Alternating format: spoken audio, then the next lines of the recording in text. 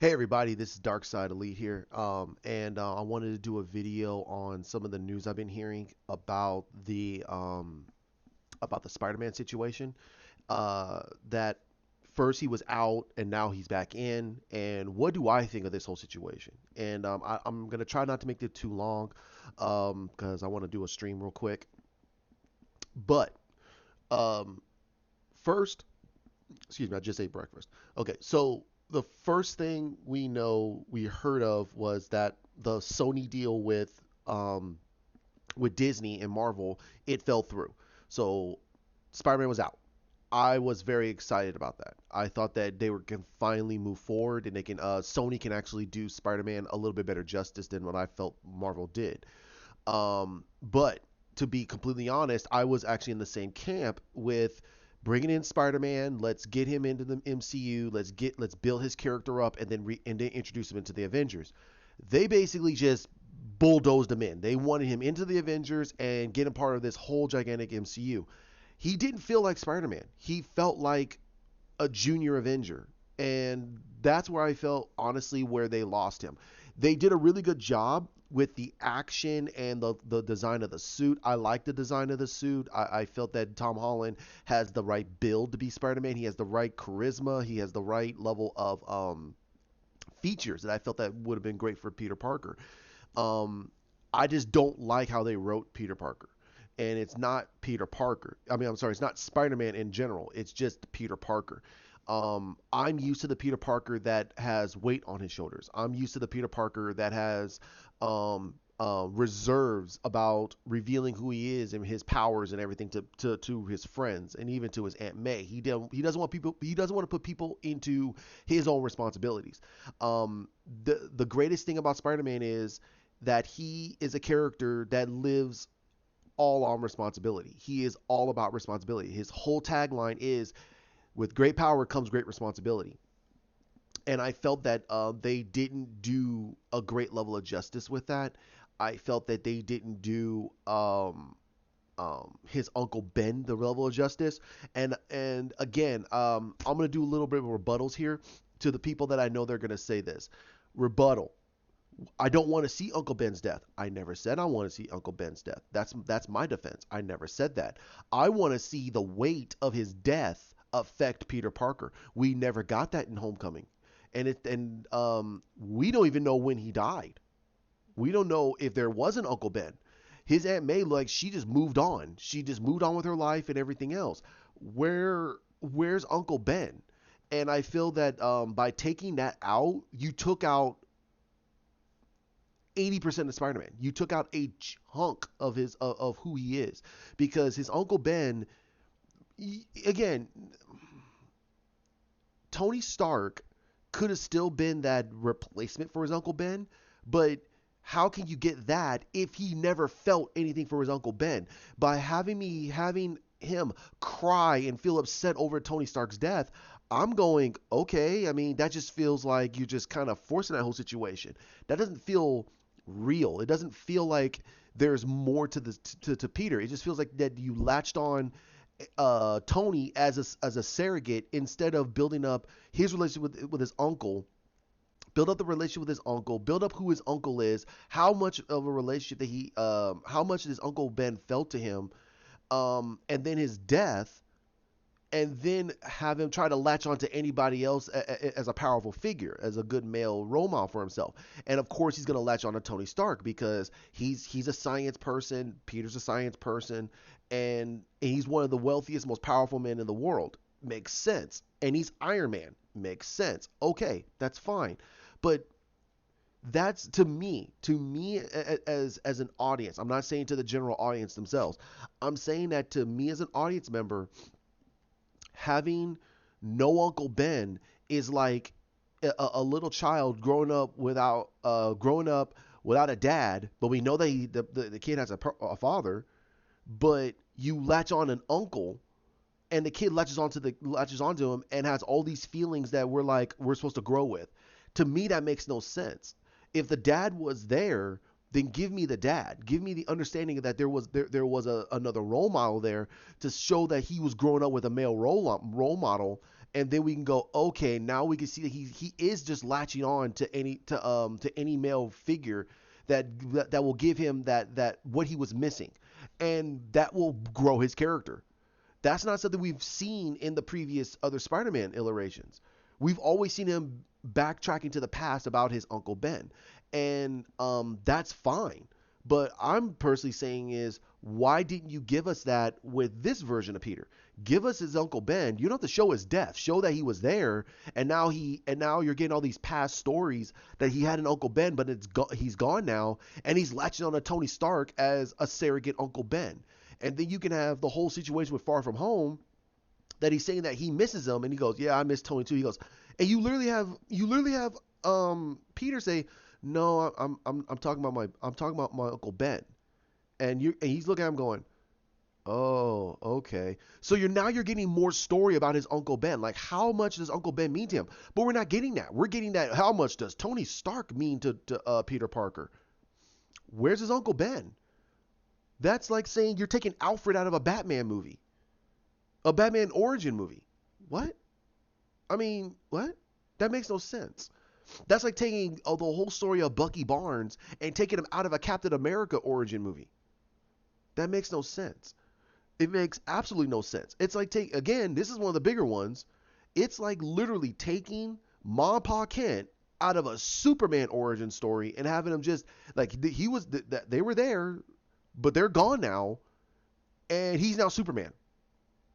And you're like, okay, so again, everyone can try to fill in those gaps, but again, if you're gonna have emotional turmoil with the character, who is he gonna rely on? Is it gonna be Tony Stark? But he has never known Tony Stark. He doesn't know Tony Stark.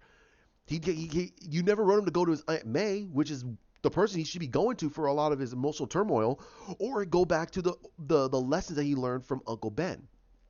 And that's where again I feel that they messed up on. To me, to me. So the rebuttal can always be, oh, they don't have to show his Uncle Ben. Oh, so you mean that you want to take out Alfred out of a Batman movie? That's how I'm seeing it. You don't take that. You don't take a pivotal character that is the crux to the character out of a story just to tell a story. It makes no sense. Um, um. So to me, I liked Homecoming, but I didn't go over the moon with it. I felt it was okay.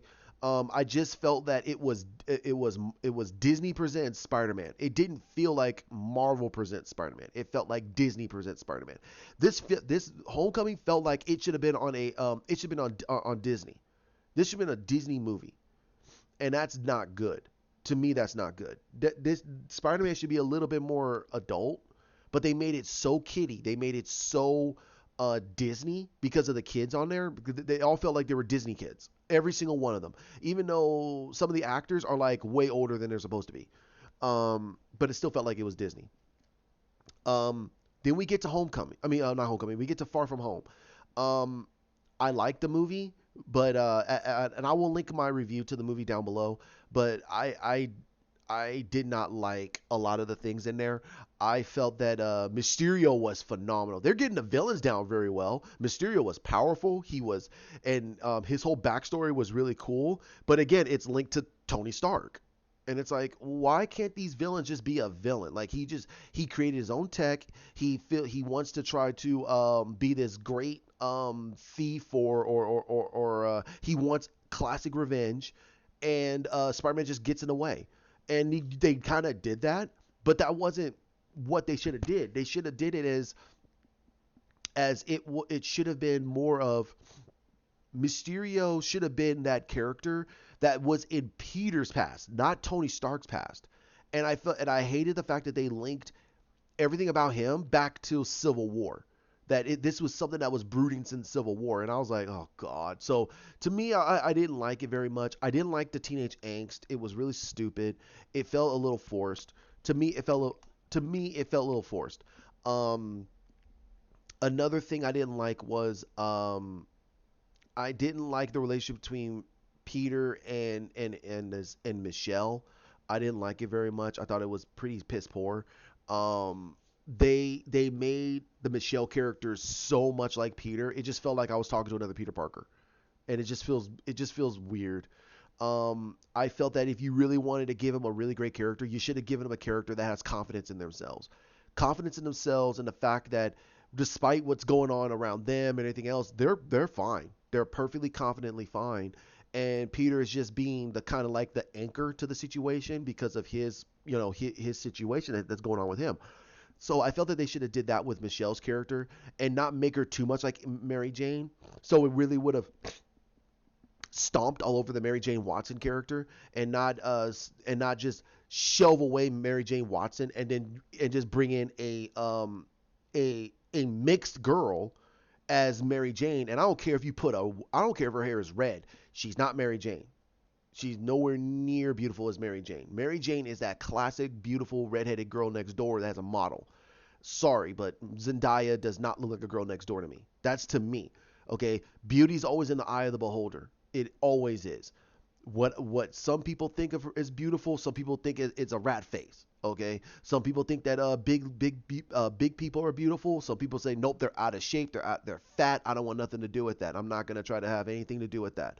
So beauty is always in the eye of the beholder. And I'm not saying that Zendaya is ugly. She's a very beautiful girl. However, to play Mary Jane Watson, she's not Mary Jane Watson. Mary Jane Watson has a uniqueness to herself, and that's what makes her classic. That's what makes her great. It's the same as Margot Robbie as Harley. Margot Robbie can look as much as Harley Quinn as possible, but Harley Quinn has a uniqueness. She's very bubbly. She's very bubbly, and the way that and the way they write and the way Margot Robbie portrays Harley is they make her she's very likable. She's not bubbly, but she's hard around the edges.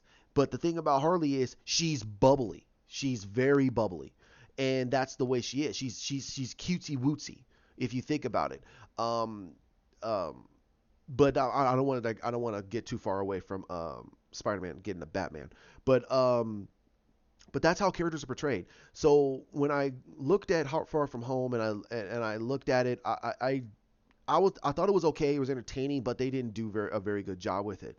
Now we got the later information that Sony and Marvel, Disney, they couldn't reach a new negotiation, and now they're saying that that Spider-Man could be out of the MCU. And I thought this was a good thing. This was a really good thing. Maybe Sony can actually um, spice it up a little and get rid of the whole Disney aspect to the character and hopefully grow him up a little bit more, get him into high school and kind of speed it up a little bit to get him into an adult state because having him in high school, you're kind of ruining the character a little because there's only much you could tell with high school angsts. I'm sorry. And now in for Homecoming, um I they said it was like a John Hughes type of movie. I in ways, but it didn't feel like a John Hughes film. It didn't. It felt like a Disney film. But anywho, we got the information that Spider-Man's out of the MCU now, and Kevin Feige played the whole thing like, hey, you know what? Spider-Man was with us for so many years. We did 5 movies, great movies, and we hope they have a great time with it. He didn't think it was going to last forever. BS. Complete BS. They ended Far From Home on a cliffhanger. They were going to build it up. Okay? Um, and we know this. We're not, a lot of us know this. We're not stupid. We know that they were going to build this whole thing up with Peter and have the world know he's Spider Man. And then I have a huge feeling, and I said this numerous times, they were going to introduce Miles Morales. They were going to really introduce Miles Morales and replace Peter Parker with Miles Morales. And it was going to be a slow process. We're going to see Peter grow up and become and probably become the next quote unquote Iron Man because in the previous stories he actually develops Parker Industries. He develops Parker's Industries, and that's through the whole thing with Dr. Octavius. I have a feeling they were going to do that. They were going to have Peter work at Tony's Stark Enterprises, and he was going to basically create his own stuff, and they were going to have him create Parker Industries in the wake of the whole out of Stark Industries. So Then they're going to introduce Miles Morales, and they're going to grow Miles Morales as the new Spider-Man, and then edge Peter out of the whole movies. They were going to. I had a feeling they were going to do that. They were going to do to Peter Parker what they did to Iron Man. They were going to have him go through these great battles, die, and then Miles Morales has to basically become the new Peter Parker, and then they're gonna prop Miles Morales all over the place, saying he's the new Spider-Man. He's gonna be the great Spider-Man, the diverse Spider-Man. This, and this. And to me, I felt that was gonna happen. That was going to happen. There's nothing anybody can say negative that they were going to continue on with Peter Parker. They were going to weed Peter Parker out of the MCU and put Miles Morales in his place. Flat. I guarantee it. They were going to do it. Kevin Feige is no stranger to screwing over characters to prop over a POC character. And look at me. I'm black, and I don't like that. I personally don't like that. I'm African American. I'm black. Sorry, and I'm not African American. I'm black, and I hate them propping POC characters over legacy characters. Okay, legacy characters are there. POC characters are there because of legacy characters, and to dismiss legacy characters, to put POC characters in front and foremost with little to no backstory. There's not much you could tell with these characters, and there's not a lot of groundation you could build with those characters, and that means you could tell whatever story you want. You can actually rehash old Spider-Man stories and plop them into this POC characters storylines, and people are going to be eating it up because they're like, well, I mean, nothing we could tell with this character, so let's just tell old Peter Parker stories for Miles Morales. You're like, really? This is an old Peter Parker story. Why couldn't you come up with something different? Well, and again, it just causes much more strife than it has to be. Simple as that. Now, let's move forward. Then we get.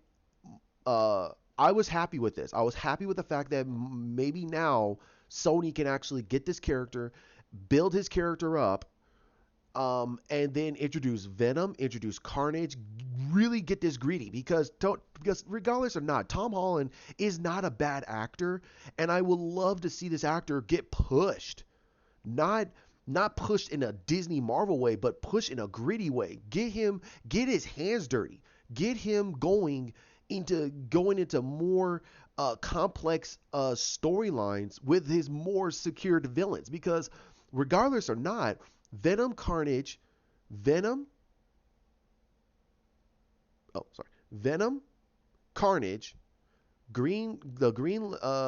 Green Goblin, Harry or Norman, doesn't matter, and even the whole story with Dr. Octavius.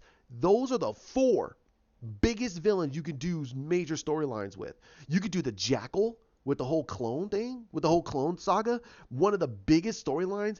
That storyline was one of the biggest storylines during the whole Crisis on Infinite Earths between DC and Marvel. You could do a huge storyline with that. There's a lot they can do. Sony can do with the Spider-Man stories, but you got a lot of Marvel people out there, MCU people, who are so mad, so pissed off, so bewitched over that Sony can't do a simple Spider-Man movie. Well, we had Spider-Man 2, regarded as one of the greatest comic book stories ever told. We got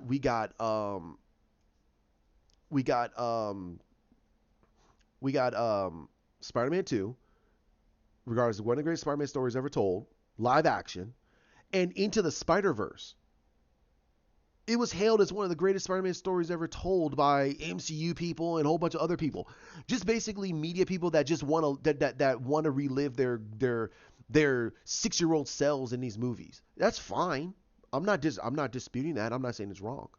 But what I'm saying is that's what they want. And they don't want to come out and say it. They don't want to say that they want these movies to be so kiddie that they want to sit in front of the screen and do it. They don't want to insult you as the audience member by saying that they want to relive their childhood. So you should too.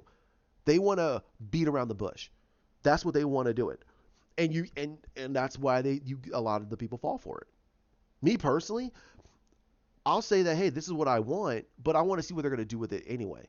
Same thing goes for Spider-Man. I want to see what they're going to do with it. I want to see what Sony's going to do with this character. So we have to see now. Now we're getting information saying that Spider-Man is going to come back into the MCU. They're going to do one more movie. They're going to finish off this trilogy, and then Sony's going to go is going to retake the claim and finish it and do some more with it with the Spider-Man story, because I have a feeling that they want to get Spider-Man with Venom. They want to get Spider-Man back with Venom and build the whole probably they want to do the whole Maximum Carnage story, which will be, wow, impressive if they could do that. Because Venom was successful. I don't care if anybody says, oh, it got panned. It got panned. So it was box office successful, and putting Spider-Man in there would make them more money. Simple as that. That movie could make over 1.2 easy if Spider-Man was in that movie. It would have easily made Spider-Man. It would have easily made over $1 billion if Spider-Man was in that movie. And easy another $400 million. Easy. Close to 1.3. I think it would have done it. But we have to see what they're going to do now, because they're going to introduce Carnage and everything else. So we have to see what they're going to do with that. I hope it doesn't fall flat. I hope they keep it close to how they did the first one and say, hey man, this movie is going to be fun. It's going to be exciting. It's going to be violent. This is Venom's world. So we got to do it that way. And I don't want them to panhandle. I don't want them to pander to try to get a PG-13 rating. I don't want them to pander anymore.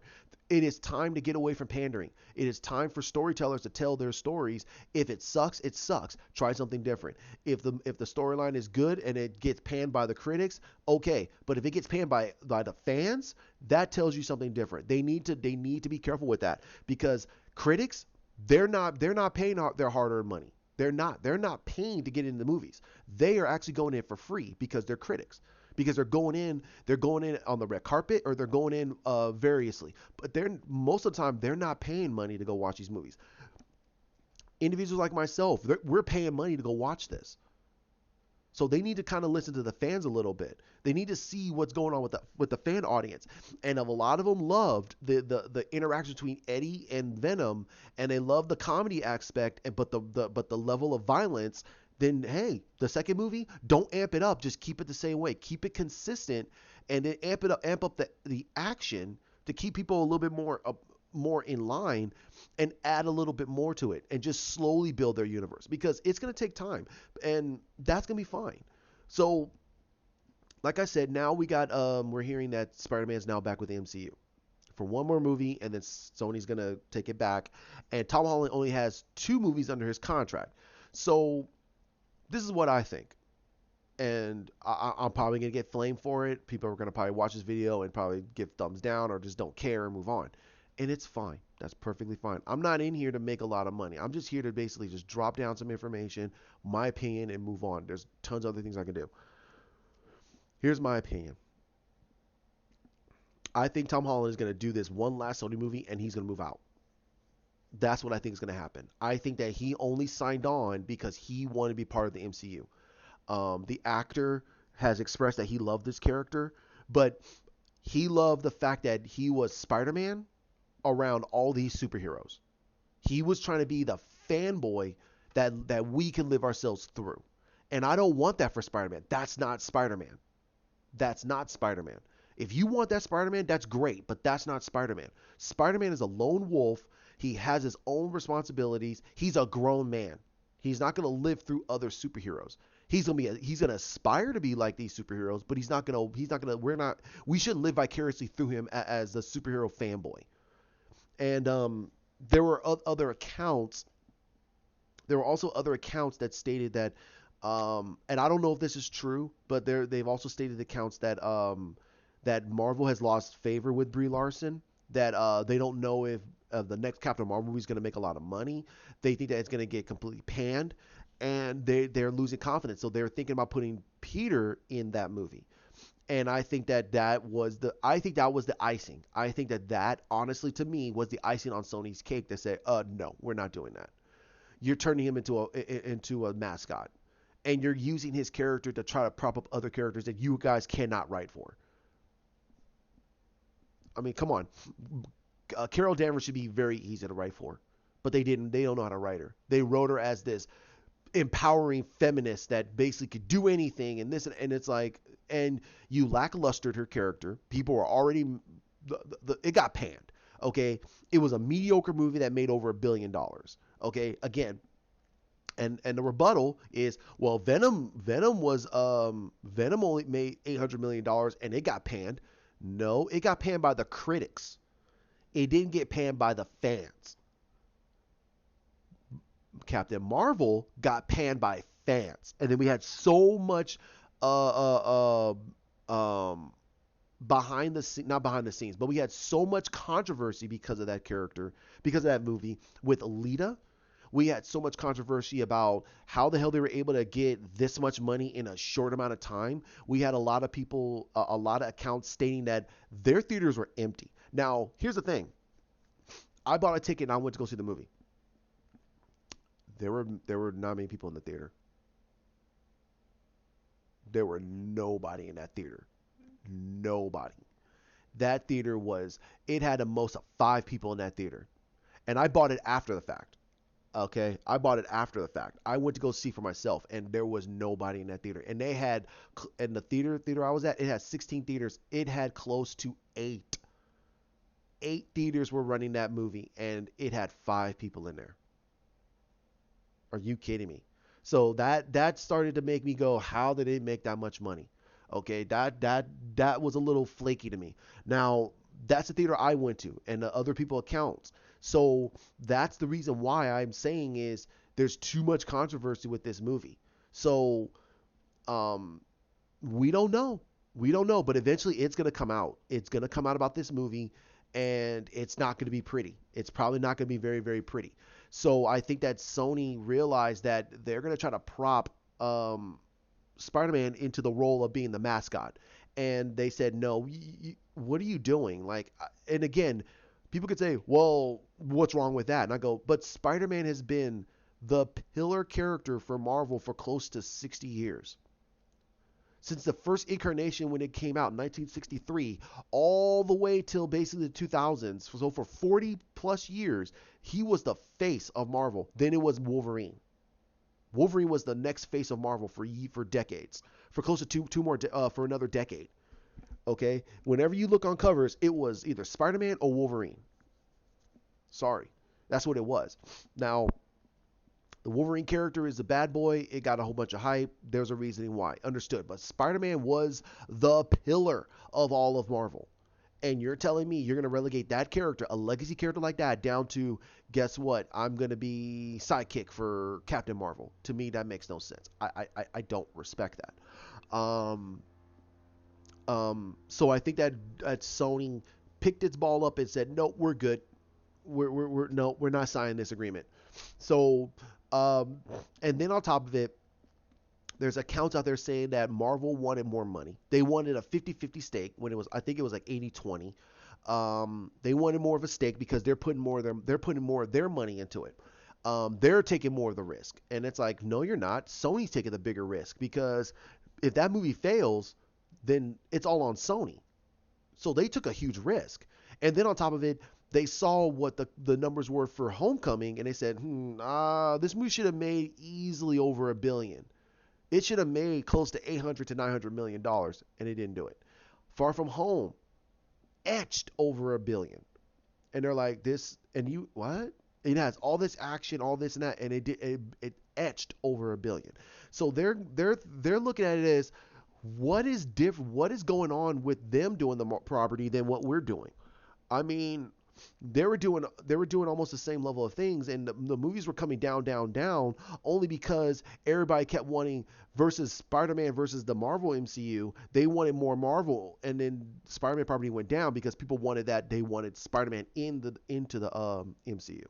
So, and then on top of it, Marvel and Disney, they're doing everything they can to get people to want to watch their movies instead of allowing um good rivalries to happen. Now you can have Kevin Feige come out and say, "Oh no, they could do their thing and we could do our thing, but I'll let the people decide." No, you're not doing that. You're propping your movies to come for people to come just to watch your movies. As simple as that. Listen, there's also another controversy over the fact that Marvel and Disney had something to do with what happened with Dark Phoenix. Now, I'm not 100%, but it's kind of sketchy. It's kind of iffy. And this movie was in production during, no, they were in the middle of post production while the whole buying of Fox happened. So a lot was going on in there. Some stuff was going on. Now the New Mutants movie, that's going to be completely out of the universe. So it has nothing to do with the previous X-Men movies. It's a completely different in its own movie. People are like, well, that's fine. I go, but wait a minute. If it was originally intended to be a part of the X-Men universe, then why can't we get that? Why can't that be their final movie? Let it happen. Who the heck cares? Nope. So we're getting something that they're completely doing, reshooting the whole, they're redesigning the whole movie, and they're gonna bring it out on, I believe, in home. It's gonna be a home edition. I don't think it's gonna get a theatrical release. So we're gonna have to see on that. That's strange. I don't know why they're doing that, and that's because again, Disney wants everybody to watch their movies. They don't want you to watch any other movie. They want you to come and watch theirs. That's their right as a business. That's their right as a business. But on a moral level, and on a fundamental of being have rivals to give yourself better to give you something to achieve better, that's bad. But people don't care. And that is the caveat to why I think that it is a great thing that Spider-Man is leaving the MCU. Because now Marvel cannot utilize Spider-Man in his universe. They can't. They can't. And Spider-Man's universe is pivotal. It's massively pivotal. They have a lot of stuff they could do with Spider-Man, and now they can't touch it. They can't touch it. And people are going to get mad. They're going to get upset. And I think that this is the time. This is the time because now Disney is showing how much they don't care about the audience. They just want the money. And this is the time where a lot of like Fox, WB, Paramount, Universal, all these other production companies, these big production companies, they need to just go, you know what? If you guys are gonna, if the media is going to destroy these movies, so effing be it. WB is doing the greatest job with Joker. They're keeping the pandering media away from the Joker. And guess what that media is doing? They're attacking the movie, saying that it's going to be violent, it's too violent, it's about incels. They don't this and this and this. And you have others who are coming out saying because of what the media is doing, WB is saying nope, stay the heck away from our movie. They're not pandering to them anymore. And look what they're doing. They are stomping their feet and they're making tantrums because they're not getting their baba. They're not getting their baubles. So now they're getting pissed off and they're attacking the movie instead of letting the movie stand on its own. Hawk has said something best. The Joker has won the TIFF award. You don't no American movie has ever won the TIFF award. That is a international award for international movies. That's not nothing domestic here in America has ever won a TIFF award. And you're telling me this movie did? It's one of. Are you kidding me? Not many American movies win a TIFF award, and this did. So that tells to you that this is a regarded movie overseas. This movie's going to make a lot of money overseas. Flat. If it won a TIFF, I guarantee you, people in Europe, Asia, Japan, they know about that type of thing. Especially in Europe, it's a big award in Europe. It's a big award in Europe, and that won it. It's gonna win a lot. It's gonna make a lot of money. It's gonna get panned here, but it's gonna make a buttload of money overseas. And I think that that's what WB wants. They're sitting there. They're doing exactly what a lot of us told them to do for the Snyder Cut. They should have just told them. They should have told the media, go away. We're doing the movies we want to do. You guys are lying and manipulating the fandom against our movies because you're not getting what you want, and that's wrong. That's wrong. And you got us to destroy something instead of allowing it to flourish the way it's supposed to. And I think that's what WB is doing. And I think that that's the right direction. I think that's the right direction. I think that's the best thing. And I think that Sony needs to follow suit. I think that Sony needs to follow the corporate mandate and allow artists to do their movies, but they also need to stick to what the characters are. Okay, stop the pandering. Stop the POC over legacy. I mean, I'm not against Miles Morales. I think the character is a good character. Build him up slowly. Build him under Peter Parker's shadow. Have him have Peter be the mentor to Miles Morales, and watch the people start to really go, this is better than what we've ever wanted to see. You're still getting Miles Morales. You're still going to get his growth, but you also need to get the growth of Peter Parker becoming from a fledgling hero himself to becoming a standard hero, and now he's a legacy mentor hero. He's becoming exactly what we all knew he was going to be eventually. But now, if you're going to force Peter out to put in this other character, it just seems like you're just taking the pawn, putting him in the back, and putting the knight in front of him. That's wrong. That's wrong. You're taking the pawn off the board just because the pawn is useless, which was Spider Man, which is Peter Parker. And that's why I personally believe that Peter being out of the MCU is the greatest thing they ever did. It's great because this character can now flourish on his own. The character can now get gritty. And I want Peter Parker to be a little more gritty. I don't want slapstick Peter Parker. That's not Peter Parker. The weight of Peter Parker the weight on his shoulders because of having all these responsibilities and having to live up to those responsibilities and be this great hero. That's the crux of Spider-Man. You could still have him have the same type of apple pie life that you have him in, but give him much more meat to his potatoes. What they did in the MCU, they didn't give him meat and potatoes. They basically gave you nothing. He took the meat potatoes from Tony Stark, and that's wrong. That's like that to me is like you introduced us to Robin, you killed off Batman, and now Robin, instead of growing on his own, he has to take all of Bruce Wayne's stuff and reinvent himself into Nightwing. What? And you know what this sounds like? This sounds like what they did for the CW Batwoman. Now again, I'll talk a little bit about that. I'm definitely gonna watch the first few episodes just to see what's going on, but I'm not happy with it. But I'm gonna leave it there. Like, comment, share, subscribe down below. I will link my